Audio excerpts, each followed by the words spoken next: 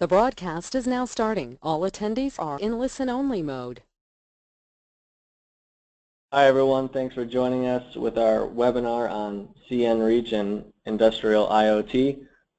Presenting today we'll have Bruce Collins from Cambium, and we'll also have John Vislowski and Bob Finch, who will be remote, but he'll be here to answer some questions. That being said, you can ask some questions in the chat box on the right, and we'll get to them as they pop up. So without further ado, here is Bruce. All right, thanks, Colin, and thanks everybody for joining today. We're going to talk in general terms today about our latest product portfolio, or addition to the product portfolio, which is a product called cnReach. And specifically, we're going to do a deep dive into 700 megahertz spectrum. And to that end, we have John Vislowski, who's here from MHz Spectrum, who will be speaking about the spectrum itself, some background on it, how you can get access to that spectrum, and then he represents a company called MHz Spectrum that owns, and he'll explain all this in detail, but he owns approximately half of the spectrum, and then Bob Finch from Select Spectrum owns the other half. And this is a set of spectrum that's available in the United States. So before we get into that, I'm going to spend the first 10 minutes or so and talk about the cnReach product and how we've arrived at adding this capability to the portfolio, some of the applications that we're going after, to kind of get you a sense on what it can be used for. Then I'll hand it over to John for the presentation on 700 meg. As Colin said, go ahead and put the questions into the chat box, and we'll cover them there. And then also, this is being recorded, so we'll have an opportunity to, if you miss something, you can view this later on or share it with your colleagues via our website. So without further ado, let me move on. The first topic here is really what is IIoT, Industrial Internet of Things. We put the word industrial at the beginning to contrast and compare to the IoT, which you'll see covers everything from consumer wearables and pet wearables and everything else you might see out there. So we are really focused on IIoT applications. These are things like SCADA, you recognize that from process control, being able to provide remote office access in remote areas, such as Wi-Fi hotspots, providing video surveillance and security, replacing leased lines with a private wireless network, and then providing infrastructure for metering. So these are all applications that can be addressed with the Cambium wireless portfolio. And what really makes what ties together these applications is the need to cover wide geographic areas, have lots of points of presence where I'm going to be collecting that information from, and then move that data confidently and confidentially across the network. So think of Cambium as the transport or pipe to move that data from these remote areas back to a central point. And looking at, particularly in the heavy industry areas of electric utilities, oil and gas, rail, water and wastewater treatment, and intelligent transportation. So a lot of this critical infrastructure is where we can bring our set of capabilities to address issues. And specifically within the electric utility space, there are a number of benefits that we're going after. Of course, reducing outage duration by identifying where the faults are and restoring service, managing power quality, ongoing efforts to reduce OpEx, and then security, whether it's preventing cyber security threats or protecting assets with video surveillance. There are many things that can be done with improving security. And some of those applications, I'll mention them briefly. Remote office connectivity, how do I make sure that the field craft and the employees that are out in the remote regions have access to all of the same tools and capabilities that are available back at the central office or the office where I might be on a fiber connection or a more urban environment. Aggregating smart meters data, providing Wi-Fi coverage, and then, of course, managing the substation distribution data that is typically deployed or collected across SCADA networks and bringing that information both securely and reliably across the wide area networks. I'm going to move quickly through some of this, but the other areas I want to touch on is analog circuit replacement. We see a lot of customers that are using old 2-wire and 4-wire analog circuits. They can be replaced with either a cnReach narrowband connection, and 700 megahertz is an option for that, and then video surveillance for providing both asset protection and personnel protection. And when you look at an overall electric utility end-to-end network, all of these green lines and green dots are where Cambium can provide solutions, and the blue bubbles are where we can provide coverage. So when we talk about everything from the left with a licensed microwave ring to providing transport out to remote areas of the network, providing video surveillance and Wi-Fi access at strategic RTUs, or strategic substations where there might be an RTU that you want to collect important information from, and then also collecting out to the smart meter aggregation points. The goal of Cambium is to provide a complete IoT portfolio that allows you to connect all these different remote areas, transport them back to the NOC where analytics and action can be taken for process control. And we tie all that together with both our LINKPlanner capability to provide excellent link planning and prediction, as well as Maestro, which is our network management solution for monitoring and configuring the network and maintaining control over what's happening across the network. And while I've been talking about utilities, pretty much the exact same applications and the exact same structure, when you look at it from a wireless perspective, can be overlaid onto an oil, gas, or petrochem environment, and you can see a very similar set of point-to-point and point-to-multipoint architectures. And then similarly with water and wastewater treatment facilities, again, very similar architecture and topology, very similar requirements to move data, whether it's process control or broadband data from remote areas back to a central location. So in order to address those different applications, we have a broad portfolio of solutions. We start with our licensed microwave here on the left. That's our PTP 820, and it covers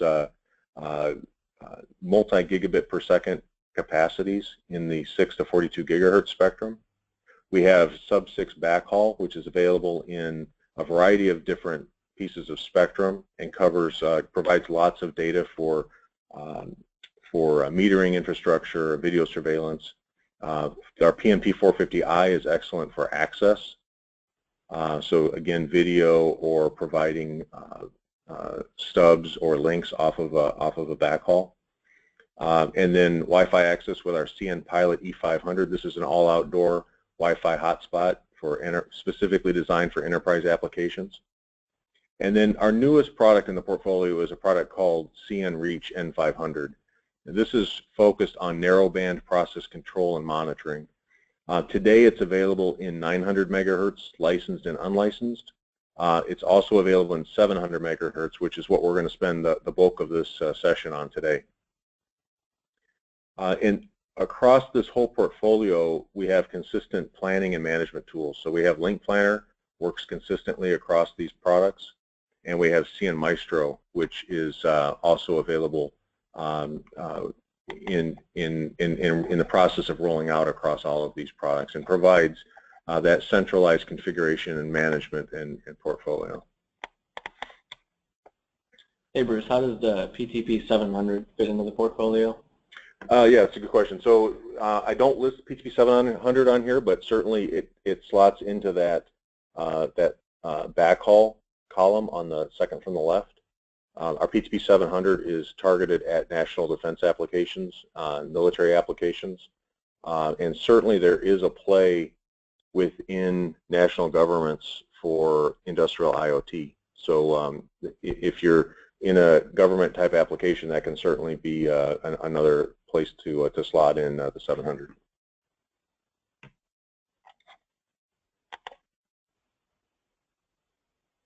So a little more on the cnReach, which is our narrowband platform. This is a product we introduced about less than 30 days ago, and is now shipping. It's available with a couple of things we look at with this platform. We look at flexibility. And I'll show you some of that in a slide. But we're looking at different topologies, providing different types of data. So when we talk about, if you see the front of that device, you'll see serial connections, Ethernet connections, and on the left you'll see a series of I/O pins for digital and analog sensors. So what we can do with this cnReach platform is connect to a lot of different data sources, whether it's a PLC that has just serial interfaces on it, maybe it's an RTU that has an Ethernet port. The product can allow that information to be connected over the air over multiple dozens of miles, up to 70 miles, to a central location for process control and monitoring. It's one thing that's important to note on here is it's available in a single radio and a dual radio module, so I can configure this in a lot of different ways. I'll show you that in a picture here in a second. Today it's available in a dual band 900 megahertz, so I can take the same radio and I can run it in license 900 or the ISM license exempt band. I can run this in 700 megahertz band, and then we will be launching soon a product that operates in the 450 megahertz band. As with all our products, we have a couple of things that are consistent that are important for a Cambium portfolio. Reliability, we test all of these 100% over temperature. They're Class 1 Div 2 for ATEX HAZLOC. It's important on this one is low power consumption. So if you get into a solar powered application, this product can fit into that and draws very low power and even when transmitting and then even less while it's idle. The ability to scale it up is important. So just like our traditional PMP 450 platform, which sets the bar on scalability in the industry, this product is scalable with by the ability to synchronize multiple access points when you're using it in the 900 meg ISM band, and then it does adaptive modulation in all the different spectrum. And then of course security is a key aspect of this, which we talked about, especially important in critical infrastructure, and then management we mentioned before. Some of the topologies, point-to-point, you can see on the upper left, point-to-multipoint, and there's a couple things to point out here. In point-to-multipoint, you'll see a traditional hub and spoke architecture. In addition, each of those nodes off of the hub can be a repeater, and they can either be a traditional store and forward repeater with a single radio, or they can be set up as a dual radio in what we call back-to-back repeater. So in that back-to-back mode, you're not losing half the capacity in the repeater node. You actually have two radios and they're both transmitting at the same time. So this is a very simple view, but it gives you an idea of the complex architectures and layout of the network that can be done. Here's a little better picture. I won't spend more time on this. I mentioned about the different I/O and physical interfaces. If you have more questions on that, go ahead and put them in the chat box, and we can talk later on that. And then here's an early view of CN Maestro integration. And what you can see here, I'll just point out a couple things. You can see a geographical view of the network. I can see a map of where everything is located. And I can also see a hierarchical view, so I know where the cnReach access point is, and I can know where the cnReach endpoints and repeater nodes are, both physically and where they sit relative to other items in the network. So if I'm feeding a cnReach network with a PTP 820, for example, I know what is being fed off of that backhaul in a simple tree structure. And then on each radio, I can drill down into all the different details of how it's configured and how it's behaving. And then LINKPlanner, many of you may be familiar with LINKPlanner. This is our tool that allows you to do what-if scenarios. It allows me to select which spectrum I'm operating the radio in, which radio I'm using, and then it gives me both the capacity of the link and the predicted availability of the link. So both of those equations let me do a whole series of what-if scenarios and determine what have I selected the right solution to solve the communications need that I'm seeking? So that's a very quick overview of Cambium's IoT portfolio and how it fits into the rest of our portfolio, how cnReach fits in there, and a little bit about the products. So at this point, I'm going to hand it over to John Wisłowski from MHz Spectrum, and he's going to talk to us about the 700 megahertz spectrum. So John, you there? Yes, all set. Thank you, Bruce and Colin, very much for setting this up, and thank you all for participating. Please fire your questions into Bruce and Colin. They'll stop me at any particular time and make sure your question gets answered right there on the spot. I'd like to reintroduce a couple folks on the Spectrum side. First of all, my colleague who's on the West Coast, David Mora, is joined us as an attendee. He may be muted, and you'll see his contact information at the end of the presentation. And my counterpart in the Spectrum ownership piece, Bob Finch, is also on the line. The good news is, no matter who you talk to, whether it's myself, Bob, or David, you're going to get the same answers from all three of us, and we're very quick to respond to any questions that you may have. Understanding spectrum and understanding relationship is a little bit like drinking from a fire hose. So I'll try to break this down to you in a way that you'll understand the value proposition behind not just the 700 megahertz A Block spectrum that's available for you, but also the excitement that we have behind the Cambium product and our relationship with them. We're literally kicking it off with this presentation, and so again, I thank you all for being a part of this. Okay, Bruce. So quick agenda, obviously an overview of the spectrum so you understand where it is, what the strategic nature of it is, and the advantages. The purchase of the spectrum, you physically own the licenses. We make it about as simple and easy as possible with the FCC. And this spectrum band is well thought of by the FCC. The market size, some common objections or questions, pricing examples, a manufacturer overview. Obviously, I'm not going to revisit in detail what Bruce has just covered, but I will go over the Cambium product again.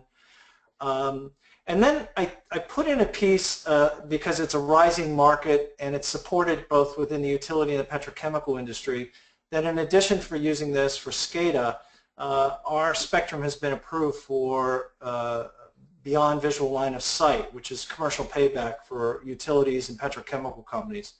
So you can command and control and fly your UAVs on this spectrum. That's been approved for testing by the FAA and the FCC. What it takes to get a pilot project from us and opportunities and next steps. Just give you an overview of what we're up to and what we're looking to do. So this is a band plan from the FCC, and you'll notice us in the green with the red arrows pointing towards it. On our left, or our neighbor, is Verizon in the C block, and on our right is FirstNet, which, if you're not familiar, that's the first responder interoperability channel that's designated for police, fire, and ambulance. We are not a guard band. I'll go and emphasize that point. We're in the A block, and we're governed by Part 27 rules. Everybody in this block is governed by the same set of rules. And rules simply say good neighbor policy. You can't interfere with us, we can't interfere with you. And we have not only tested in pilots, but deployed throughout the country in various geographies, and have proven that there is no adjacent channel interference from Verizon on their LTE system. And to date, FirstNet is not live on the air, but we anticipate that there will not be interference from them as well. So you're talking about clean, unencumbered spectrum in the 700 megahertz. We have 2 megs, one up and one down. These are the old analog TV station channels, which actually has some advantages we'll go through as we talk about some of the rules governing the spectrum band. We cover the United States, all the Commonwealths, Alaska, obviously, and Hawaii. Frequency ranges on the lower is 757 to 758, and 787 to 788 on the upper channels. Favorable rules, because we're the old FCC analog stations, those advantages on the 700 megahertz in terms of propagation include any commercial type accepted equipment can be run on this spectrum. And we've just recently obviously added UAVs or drones to that list. We can run SCADA, voice, telemetry, backhaul. Once you own the license, it's your sandbox. You can change equipment. You can obviously redeploy within your geography or your license that you buy. You got a lot of power out, both on send and receive, 1,000 watts on the lower channel and 30 watts ERP on the upper channel. So you can go very loud on this. I think the common solutions are running these days anywhere from 5 to 10 watts ERP. So as technology evolves and you own this license, obviously you've got a lot of room there. And very high sight. You can do 1,000 feet off of average terrain. And the good news about the power out and the high sight from a spectrum or from a buyer perspective, not so much from Cambium's perspective, is that you can reduce the amount of infrastructure that you need to buy because you have a strong propagation spectrum band that you can obviously put out at a higher wattage and a higher height. And this stuff really travels. I mean, folks that have deployed it have had to do their path studies over to ensure that they're not going to be interfering with any adjacent geography user. We can operate TDD or FDD, depending, but obviously you have a lot of options and a lot of flexible rules within the FCC to operate. Okay? Next slide. Here's one of the other advantages of the 700 megahertz A block. You do not have an immediate build-out requirement. The 700A is governed under a requirement called substantial use of service, which means that upon acquisition of the license, which has been a very easy process, I'll go into that later on in the presentation, you don't have an immediate like 90-day sunset period that you have to have a stick up or be broadcasting. You actually have until June of 2019. If you purchase today, you have between now and June 2019 to show that you have a substantial plan to build out your network commercially. You demonstrate that to the FCC and your license is renewed for another 10 years. So when you purchase them now, your next event with the FCC isn't until June 2019, where you show the substantial use of service and request for a very nominal amount of money, administrative fee, to renew your license. If you want to be in a safe harbor and absolutely assure that the FCC doesn't question your commercial use, you can put a stick up and that covers 50% of your population in the geographic area that you purchased. And that's terrific because you know, if you're delayed in your infrastructure order or that you're getting multiple bids through an RFP, you have time and you can show the FCC that you have a commercial plan and you can safe harbor it by putting a stick over your major metropolitan area, say, in the geography you're covering, and you'll get reapproved for a renewal. As I said, you have until June of 2019, and then you are renewed for 10 years, and 10 years in perpetuity. These licenses are yours as long as you meet the requirements of substantial use of service and as long as you are using type accepted equipment. And once again, the administrative fee today is approximately $350 for that renewal. So it's not a huge capital investment to renew those licenses. We have had some success in sales. We are selling these licenses, and as you can tell by the areas in red, we're selling them based on not the FCC license itself, but on the geographic requirements of the buyers. So in common terms, we call that parceling the license. So you come to us with a geographic area that you wish to cover. You can buy more than you need for your service area. There's no restriction. Everything in blue and gray is still available for purchase. We're on a first-come, first-served basis. We do have one existing licensee, or lessee, I should say, Great River Energy, which is shown in the hashed red area, and they're in the throes of negotiating with us for purchase prior to the expiration of their lease. We offer very reasonable terms and a very competitive price for the spectrum, which I will be very open about in this presentation. So you'll get a good understanding of how to calculate price. But at the end of the day, you can just email Bruce or Colin or myself or Bob and request by county what it would cost to purchase the spectrum, and we can develop those quotes at no cost to you and as many times as you see fit. One thing I'd like to point out on this map is if you look at the Gulf of Mexico down in the bottom right corner there, and you notice the hashed gray, that is a distinct advantage if I have any of our friends from petrochemical or even from the utility marketplace on the phone that would be interested in purchasing the Gulf of Mexico. That is a licensed area out to the deep water mark. But the ongoing advantage of purchasing the 700 A block there is that because we own the land-based licenses that we're selling as well as the Gulf, there's no restriction like you find in other frequency bands between shore to water communication.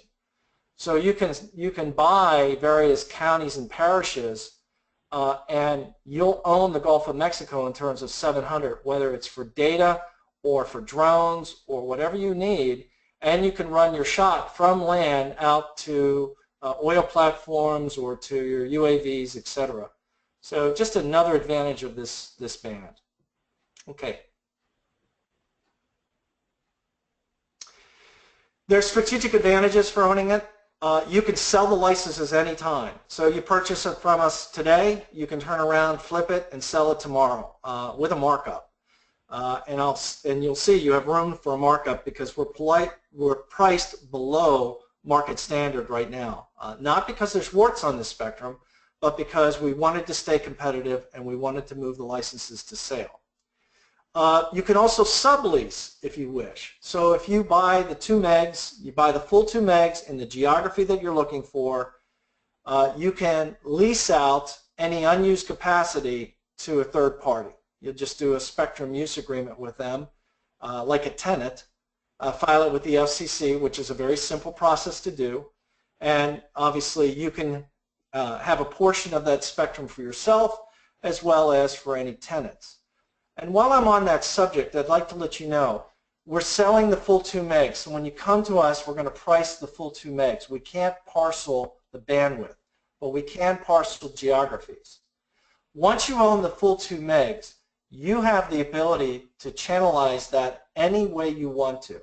If you want to do 80 12.5 kilohertz channels, you can do that. If you want to do 25 kilohertz channels with 25 kilohertz spacing in between, you can do that. Again, it's your sandbox. You can cut it and dice it any way you want to for your own use, for sublease use, for channelization, etc. A lot of flexibility under these rules. I won't dwell on the operational efficiencies. I think that the Cambium product fits hand to glove. I think the only difference is LMR and DMR. There are some land mobile radio operators that have created systems on our frequency band. I mentioned UAVs for petrochemical and for utilities, flying your lines, inspecting your towers, inspecting substations, and even running in the Gulf of Mexico drone supply ships back and forth to oil platforms. All can be done on the spectrum band. And finally, we talked about almost every CEO these days has one of their line items about doing goodwill, whether it's for other smaller utilities, co-ops, or municipalities, first responders, key events, emergency radio systems, etc. This is a spectrum band, obviously, that you can channelize and lend itself either through a lease or for no charge to some other organization within your geography and capture the goodwill for your organization. So just some food for thought. Why is it for sale? Well, right now there's a spectrum scarcity, as you and everyone else well knows. Spectrum is at a premium if it is available. Licensed solutions, especially for utilities and petrochemical companies, have become tantamount. So you can't run complete unlicensed spectrum solutions. You're going to need a spectrum component back to ensure your security and your safe operations. FCC auctions, as we've seen, have been dominated and prices have been run up by the common carriers. And then you're kind of held hostage as a line item if you go on to a common carrier LT system. And this provides you your own playground, your own spectrum, which you own in perpetuity, and the ability to change and adapt as your company changes and adapts to your telecom, data, and UAV environments. To give you an idea of pricing out there, spectrum is based on population. So you take a population of a given area and you multiply it times the spectrum price, and you get an idea of what that spectrum would cost to purchase. And it's running anywhere from $1.85 to $3 per megahertz pop. And that's very expensive, and you'll see very expensive compared to what we're asking for this spectrum. And finally, I did hear Bruce talk about, transition off of lease lines that you have to evacuate. Obviously, you don't want to be held hostage anymore by a common carrier or third party. It's best if you own it, and it's best if you have secured spectrum. Next page. Market size, again, redundant to what Bruce talked about already. Utilities, we're focused on selling these to utilities, petrochemical companies, railroads, UAVs, Internet of Things, agriculture, mining. We have proposals into every one of these industries right now. And it's really come alive, especially in the advent of credible equipment manufacturers like Cambium joining our family. Okay. Common objections: too expensive. Well, you don't even know the price yet. I'll reveal it. We're offering our spectrum at 75 cents per megahertz pop, and I'll break that down for you later on. But the question remains is, if you're looking at spectrum strictly as a purchase or debt item, this is still underpriced compared to other solutions over time. And every one of those buyers, which were highlighted in red, well, the majority of them were utilities. One, for the state of California, was the California High-Speed Rail Authority. Every one of those utilities walked in initially thinking it was too expensive, and we were able to structure a purchase deal that met their budgetary needs and still preserve our pricing in the marketplace. So it isn't too expensive. There are options in front of us in terms of terms, carrying the spectrum price or paper for you. You put a deposit down, secure your spectrum, and pay it off over a period of years. We're willing to discuss those types of options. Bandwidth is too narrow. Every one of the solutions we've been out there have been impressed with the throughputs that they have gotten from our frequency band. Yes, we are a narrow band solution, as Bruce highlighted. However, about the only thing we cannot do through the spectrum band with efficiency is real-time video. And I will tell you, real-time video is a bit of a misnomer. Most agencies, port authorities, etc., all run event-driven software off of their video. And once that video kicks in, then they get an alert to any anomaly, and that's all done through narrow band. And then once it becomes an anomaly, then you can switch over to an unlicensed frequency band and actually run your real-time observation. Also, for UAVs, you only need a 12.5 kilohertz channel to control a commercial UAV. Again, we are not a guard band. We are positioned as a neighbor in the A block to the C and D, which is Verizon and FirstNet. We will parcel the licenses. You give us the counties, you give us the state areas, geographies, we'll work out what the pricing is. About the only thing we can't do is sell a single county, one county. That's a very small piece out of the pie. We prefer looking at a much larger deal. And you'd be surprised once you ask what the, for a calculation on the pricing for your geography, just how affordable this is. FCC and regulations. It's not as daunting as other frequency bands. Our sales go through in an average of 75 days from the day we agree on pricing and terms with a purchase agreement. We file it with the FCC, and those 70 days, 60 of them are the comment period that the FCC imposes on any spectrum sale. So 60 of those 70 days obviously are consumed by the bureaucratic process that the FCC imposes. We have not had anyone file a restriction to the sale of the license, and once the FCC approves it, the FCC issues the new license in your company's name and a new call sign, and you are the owner. We are still there in the background if you have any questions or need any support, but literally it's like buying a car. Once you walk off the lot with the title and deed, it's yours. There has been no interference from Verizon. We ran a pilot test in December of 2014, and when there was for Salt River Project, which was a utility in Arizona, when there was no interference, we forced it. We co-located within 200 meters of the Verizon LTE antenna, and at that point we did experience adjacent channel interference. It has since been addressed through Verizon's filtering process and has become a part of their protocol. And every subsequent sale after Salt River Project has had no interference from Verizon and no interference from, we anticipate, from FirstNet. Another thing is this AT&T and Nokia offer that's out on the table right now.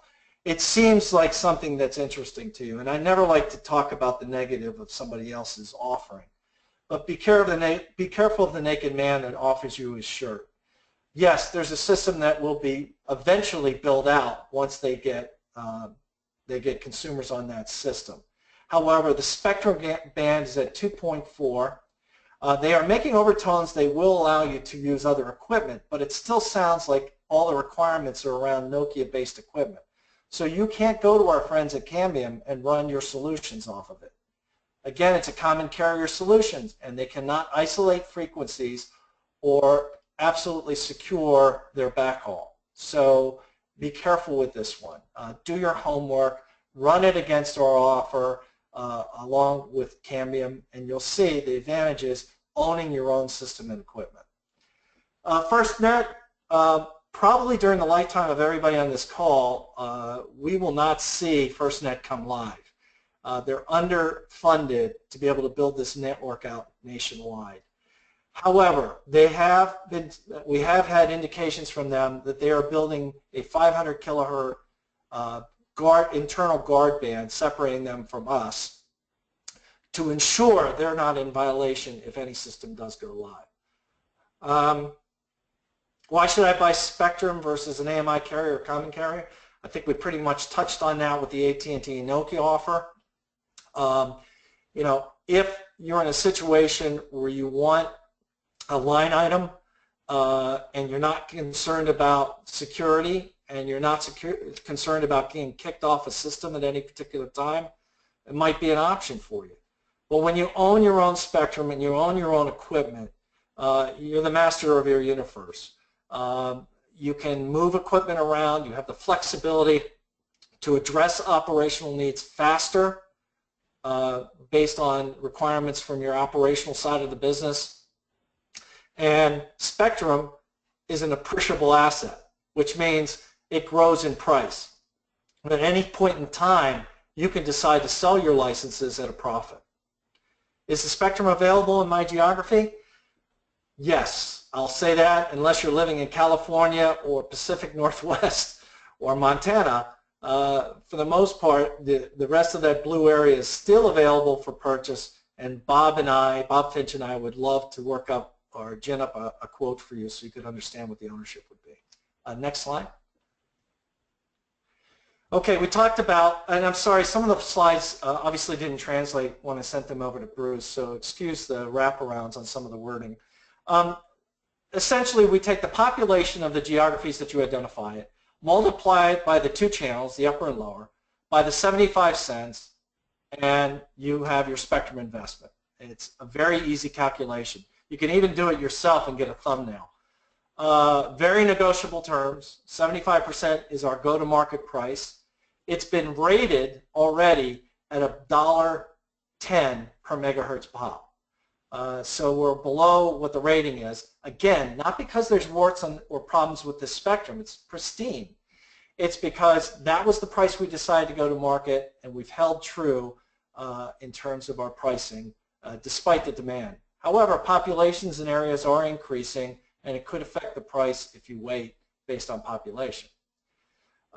We'll be willing to carry the paperwork. We have flexibility on initial payments. And again, we can parcel geographies as you see fit. The other thing we do is we have a very good team of FCC regulatory attorneys. We take all that work off of you at the onset and file with the FCC for the license transfer. And that's a huge advantage because your inside counsels then are not tied up with having to work through the FCC to be able to get the asset. And it's in Bob's and my best interest to make sure that we make this a seamless and easy process for you. Okay? Next slide. I'm going to give you a pricing example. First, I know this is an eye chart, gang, and I'm sorry about it, but I wanted you to get a feel for how we actually bought the licenses. The larger red outlined areas are the major economic licensed areas. The smaller numbered areas are the subset or economic areas. Don't worry about that. We are allowed to subparcel down to counties, and we'll figure out if you just give us the counties, just ignore the numbers in red. The areas in red, or as I said before, are the areas that have been sold except for Great River Energy that's still under lease. They went to Northwestern Energy, a utility, Portland Gas and Electric up on the northwest, Idaho Power we just closed on. The press release went out this week. California High-Speed Rail Authority, that closed in May of this year. And I mentioned earlier Salt River Project, which is down in Arizona, and a little slice just north of that is a co-op. So if you don't think it's affordable, you can give Novahatchee a call. They won't reveal the price that they paid, but obviously it's in keeping with the pricing that we've had. The only publicly listed price for our spectrum was California High-Speed Rail Authority by law had to post when they bought the state of California. Because they're a government entity, and that sale went at 72.5 cents per megahertz pop. So you can see, gang, we preserved our pricing. A little bit other on this color scheme. The gray area, which runs pretty much through the majority of the center of the country, those are the access spectrum licenses. And the white area out in the coastal regions, that is my friend and colleague Bob Finch's license ownership. And then there's a little swatch in yellow that Bob and I are covering for a company called Dominion Capital. Good news, one phone call and we'll structure the deal. All terms, all conditions, everything is the same for both myself and any other license holder at 700 A Block. So you see some of these deals that cross the border, like Portland Gas and Electric, Idaho Power, California High-Speed Rail for sure. They receive, because the licenses are owned by two different entities, the buyers receive the same term sheets, same purchase agreements, same pricing, and we just made it very stupid simple for them to be able to buy that spectrum. And that deal went down in 75 days from negotiated price to license transfer. So, hey, John, I did have a question on here that yes, I think you can answer on this slide. So somebody asked the question, these areas in red, so the sale of the spectrum is you're selling both megahertz of spectrum completely. So Salt River Project owns both megahertz for that entire area. Is that correct? That's correct. Every one of these sales and any future sale is for the full 2 megs. And then do any of these current now owners, are any of them interested in subleasing that you're aware of? Potentially. I can't speak for California High-Speed Rail Authority yet, but I presume that they will be, because their system obviously is on the rail lines. I would contact, get a hold of myself or Bob Finch, and we could put you into the point of contact for any of the areas in red and step out of the process, and you can talk to them directly about sublease possibilities. Okay, great, thanks. I just can't speak on their behalf, but assume that they would be interested if they have unused capacity. Okay, so here, let's work back on these two investments. So we showed one rural and one not so rural. So Lubbock, Texas has a population of about 419,000 people. And if you multiply that by 2 channels by 75 cents, to own that license, it would be $628,269. In a more populated area, obviously Austin, San Marcos, they have a population of about just under 3 million. 2 channels, 75 cents. To own that entire geography would be 4.2 million. So depending upon what geographies you're asking for, obviously your price is affected by population. That's all this is meant to demonstrate. Okay, next slide. How am I doing on time, guys? I think maybe about 10 more minutes, and then we'll wrap up with a few questions at the end. All right, I'm going to move a little bit quicker through this. Obviously, the tactical applications we've discussed, and again, I'm going to highlight a little bit more because it's become such an important question to people that are looking at UAV or drone programs. I do have a couple pages on drones that we can talk about with it, but you know, static base, point-to-point, point-to-multipoint, narrowband WiMAX, all of the land mobile radio, all of these solutions are at your fingertips through this spectrum, and obviously Cambium can fulfill most of this charter through the equipment that they offer as well. Next slide. Pilots. Okay, easy peasy. As far as we're concerned, you can run as many pilot projects as you want to and as many different geographies provided they're available, and we will not charge you for the spectrum during the course of those pilot projects. So you come to us with Cambium and you say, we want to run a pilot in these counties or this county. That one you could do a county. We'll handle the paperwork with the FCC. You can test in a county. If you want to pull stakes and move the test somewhere else, or you want to test in 2 areas at the same time, we're fine with it. Just give us the geographies, and we usually, it takes about 2 weeks from the time we prepare the temporary spectrum use agreement till we get approval from the FCC. So literally, if you called us today with counties for a pilot, you could be operational by easily by December 1st to test. And again, we do all the donkey work, and it's for the full 2 megs, and we usually run the pilots anywhere from 45 to 60 days. In some cases, we run them as much as 90. But we can discuss those details when you've expressed interest and give us the geographies. Okay, next one. Let's just blow through these next 2 slides, guys. This is your product again. Again, I can't say enough how excited we are that Cambium's joined our family at 700. Obviously, their name carries a great deal of weight and provides even more credibility to our spectrum band. You know they wouldn't move into it unless they knew this band was a very viable solution for critical infrastructure. Next slide. I think you saw this in some degree. Okay, great. Now, drones. Just a quick class on drones. So there's 2 classifications. There's large drones, and I'm using the actual terminology, which is 50 pounds or greater in size. And there's small drones, which are 50 pounds or less, or 49 pounds. Drones are not flown with a guy sitting like the military does with a joystick looking at a monitor.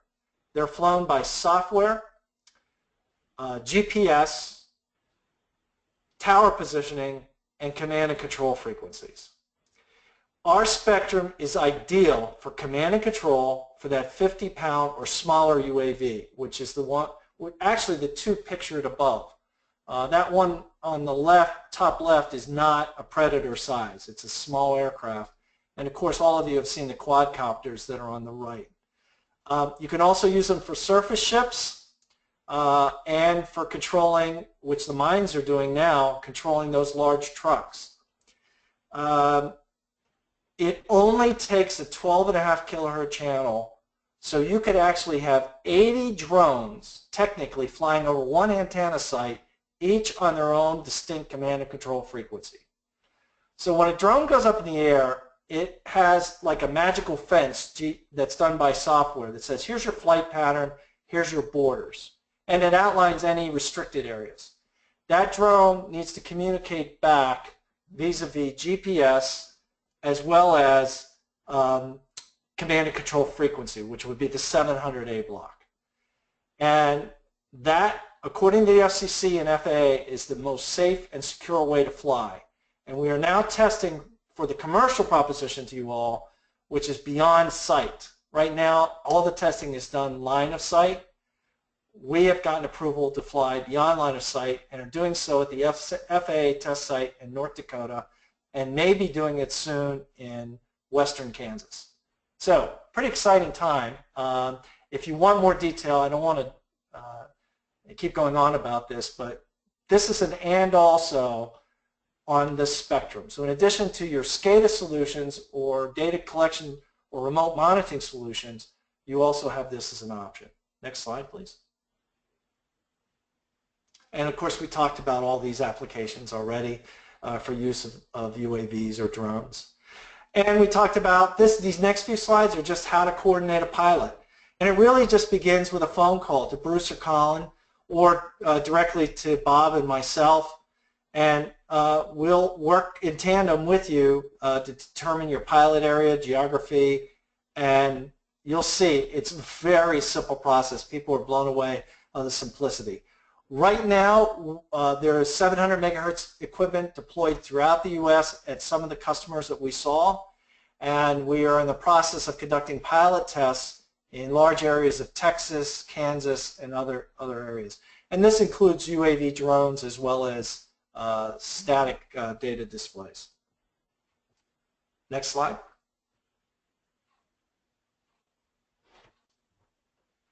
And next slide after that. Next step, this is a list of the people that have purchased our spectrum. Everyone from Idaho Power, which we just completed in Novahatchee, to Great River Energy, who's in the throes right now of negotiating their lease to purchase. We've got other projects coming up at National Grid and Puget Sound Energy. Next. And in case anyone's on this call, if we haven't spoken to you, could you go to the next slide, please? The following list of companies are people that we've been in contact directly with. So if you see your company name on the list and they haven't spoken to you, it means that somewhere in there we've spoken to someone within the telecom or operational group of your company. But that's just a short list of some of the stuff that's going on out there. Hey, John, there was another question that came in on the chat. We might as well hit it now. Is when you have adjacent geographical sections that are licensed, are there rules on the edge of those sectors, or how is that controlled? Okay. Yeah. Obviously, you have to look at directional antennas. We recommend that your footprint, you can skirt to the edge of the spectrum band, so you can use the full 2 megs. And we've already seen this with with Northwestern Energy and Great River Energy. They have co-adjacent geographies in South Dakota. So you have to look at your path. You have to make sure you power down as you get to the edge of your geographic area. But in today's technology with antennas, you can actually flatten the back side of your antenna system so that you can get the most of your geography while not interfering with adjacent channel. In the case of where you have adjacent geographies, it's always best to have a discussion with your neighbors next door and say, here's the systems that we're running, perhaps a channelization plan, just to doubly ensure that you don't have any geography interference. But for the most part, it's been very clean based on state-of-the-art filtering without a lot of complexity, of negotiating with the folks next door to reach some kind of compromise. So we're seeing some good evidence of that now. And lastly, here's the contact information. Again, the three of us are on this call right now, this conference, this webinar, and everything can start and stop with Bruce and Colin. Just give them a ring, or you can go directly to us and we'll loop them back in. Don't hesitate to contact us, and I will add that this entire presentation from MHz Spectrum can be shared with anyone that's on this call. Just let Bruce or Colin know that you'd like a copy of it, and I'm sure that they can accommodate you. It's been our pleasure to participate. Again, we thank you, and I'll pause if there's any other questions about any portion of my presentation. All right. Well, thanks, John. That's great. I think we captured most of the questions. There were a lot of questions, so we appreciate people putting them in the window. I believe we've answered them within the context. I'll just make sure. Let me click through them again. There was one question on the cnReach product about the power consumption and range. The specified range of that product is 70 miles. Of course, the topology will impact that, and it's a 5-watt radio transmit power. So we have, and then depending on the antennas, to get up to your ARP. I don't know if Bob Finch has anything else he'd like to add. If not, it's certainly been our pleasure. You know what, John, the one thing I will add is on this interference question, you know, these are effectively the same rules that are used by the cellular industry.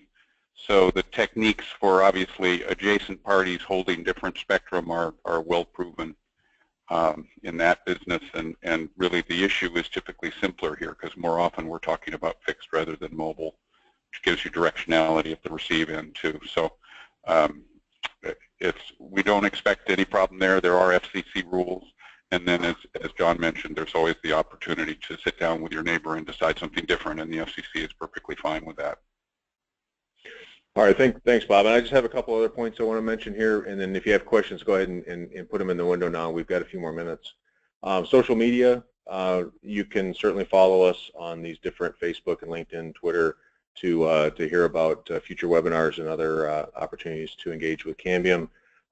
We have a very active community forum. Colin, what was the announcement today? How many announcements? There was, I think we just had 1.5 million visits to the forum. Yeah, that's right. And but by the way, this is where you can find the recorded webinars here on our community forum. You just search webinars and it'll pop right up.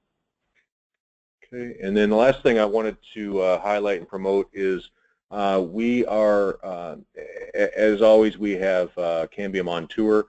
So if you're in one of these cities in end of November and December, we'll be in your community. We'll have live demonstrations of the cnReach product. You get some hands-on experience, get the latest on the Cambium portfolio, and of course lunch. The link to sign up for those is at the bottom. So again, Oklahoma City, November 29th, Bakersfield, California on the 30th. Then we'll be down in Houston, Texas on the 6th, and then not so much related to 700 megahertz, but if you want to come across the border, we're in British Columbia on the 8th of December. And there's many other events that you can find if you follow that link to the on tour page. And can we just show the contact slide once more? Absolutely. So definitely you can capture the screen here. The videos will be online, and we can put this contact information into the forum right alongside the video, so you can capture it easily if you miss it during the session. All right, with that, it looks like we've captured all the questions. Anything else, Colin? I don't see any. I think we're okay. Yeah, there was quite a few questions about the acronyms of who the current owners were, but I think you captured that, John. I think we've answered those questions. So again, thanks, John, Bob, for joining. Really informative presentation. We thank everybody for attending. Yep. Yeah, I would just, yep, what Bruce said. All right, we'll call it a wrap. Thanks, All everybody. right, bye.